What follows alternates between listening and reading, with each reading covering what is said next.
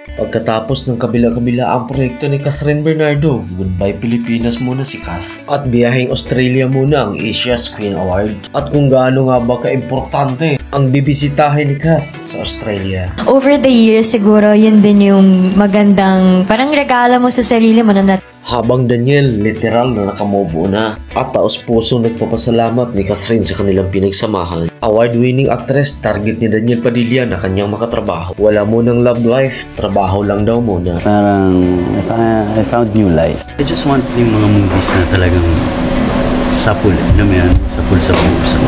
It doesn't mean about the love.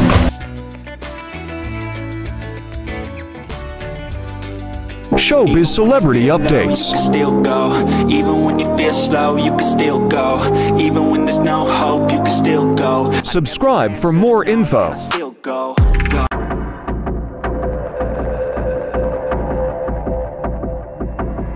I'm very happy because yun, mas natanggap ko yung sarili ko. Love for human nature, yun ang hinahanap. Pag na-overcome yun, it's the greatest gift that you could give to yourself.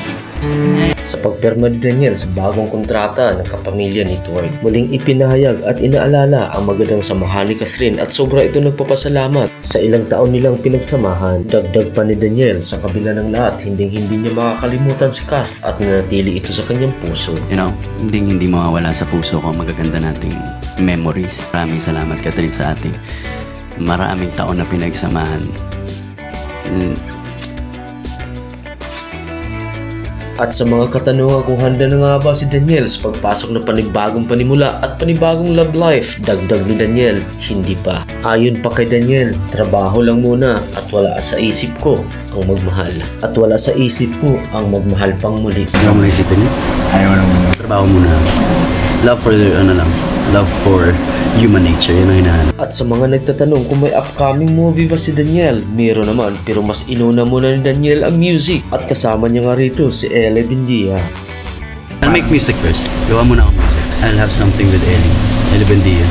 Music. May mga gagawin kami. Inuna man ni Daniel ang musika pero tuloy pa rin ang upcoming movie nila, Zanjo Marudo at John Arcelia, na inaabangan naman sa nanatiling fans ng Daniel at sa industriya ng showbiz. Pero mas lalong inaabangan ng karamihan ang gustong makatrabaho ni Daniel at may pinag-usapan na sila ang Diamond Star na si Miss Maricel Soriano.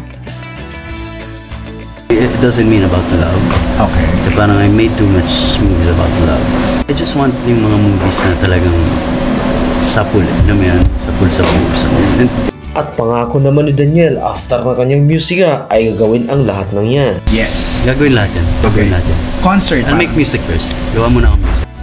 At Cathryn Bernardo, biyaheng Australia muna, goodbye Pilipinas matapos ang kabila-kabila ang mga proyekto. Naging mataas at mainit sa paningin ng karamihan ang Guadalupe na puno naman talaga ng billboards ni Cathryn Bernardo na kinagiliwan ng maraming fans. Na namistulang part dahil sa sari-sari at sino-sino ang nagpapapictures dito kasama ang billboards ni Cathryn. Sa biyaheng Australia ni Cast dahil sa vacation, pero ang pinaka-importante nito, dadalo siya sa concert ni Taylor Swift dahil isa ito sa nagkakaramihang iniidolo din ni Cathryn. Paano kay Taylor Swift Super. Na mismo si Cast gusto niya makita in personal si Taylor Swift habang nagpiperform ito. At bukod pa sa ibang dahilan, wala namang naging iba pang dahilan ang pagpunta ni Cast ng Australia kung hindi ang pag-vacation, pag-relax at lalong-lalo na ang pagdalo sa concert ni Taylor Swift na kanyang sobrang hinahangaan. Thanks for tuning in. See you for more updates.